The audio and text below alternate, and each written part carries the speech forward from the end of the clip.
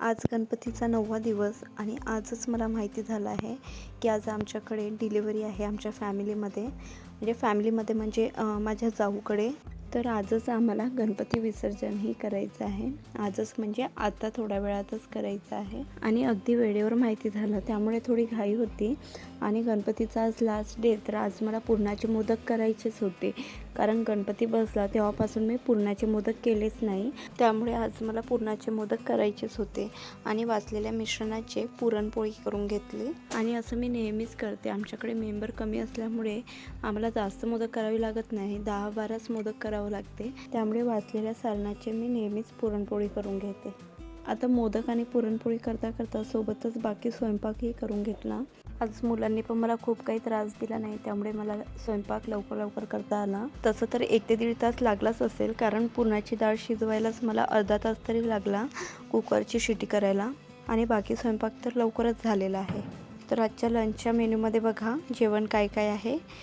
मी मटर पनीर केलेलं आहे, साधं वरण केलेलं आहे, कारण हे काशूला लागतं, नाहीतर मी डाळ भाजी करतेच. त्याचबरोबर कढी, भजे, पुरणपोळी आणि पराठे करून घेतले होते, साधी चपातीच्या जागी. आणि प्लेन राईस केलं होतं.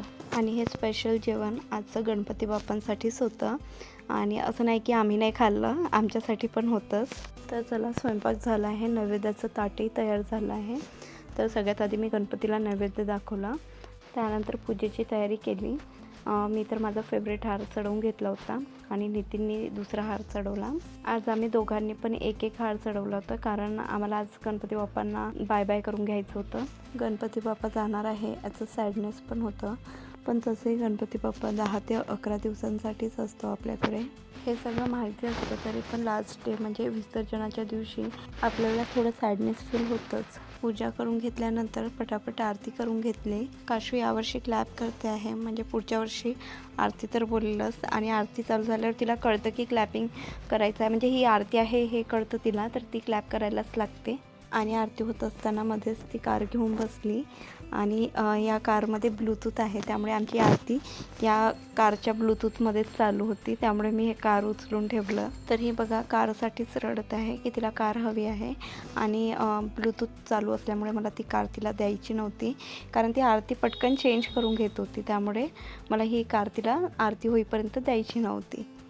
तर ती कारसाठी खूप रडत होती, पण मी तिला कसं तरी शांत केलं आरती करताच. कारण आमच्याकडे वेळ भरपूर कमी होता, आमच्याकडे डिलिव्हरी होणार होती, त्यामुळे आम्हाला लवकरच करायचं होतं. आणि सगळी पूजा, आरती, नैवेद्य वगैरे सगळं दाखवून झाल्यानंतर आम्ही गणपती विसर्जन करायला निघालो. पण त्याआधी आम्ही गणपती बाप्पांना पूर्ण घरभर फिरवलं. घर म्हणजे फक्त आम्ही खालचं फ्लोअर फिरवलं, जे किचन आणि हॉल आहे तिथे. किचन थोडं मॅसेज झालं होतं, त्याकडे तुम्ही लक्ष देऊ नका, कारण स्वयंपाक होताच लगेच आम्ही पूजा करायला बसलो.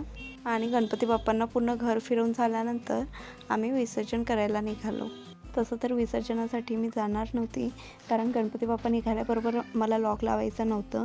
पण तरी ऑटोमध्ये बसल्यानंतर यांनी मला विचारलं की चल तू पण, तर मी पण निघालीस, कारण मला पण इच्छा होतीच जायची. तर बघा, आता आम्ही विसर्जनाच्या जागी पोहोचलो आहे.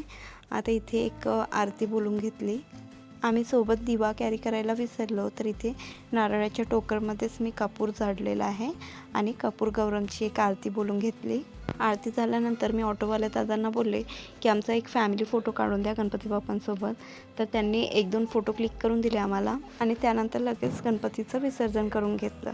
नंतर त्याच ऑटोवाल्या दादांसोबत आम्ही घरी आलो आणि छान जेवण केलं. असा आमचा गणपती बाप्पासोबतचा आखरी दिवस होता. आता भेटूया नेक्स्ट ब्लॉगमध्ये, तेव्हापर्यंत बाय बाय.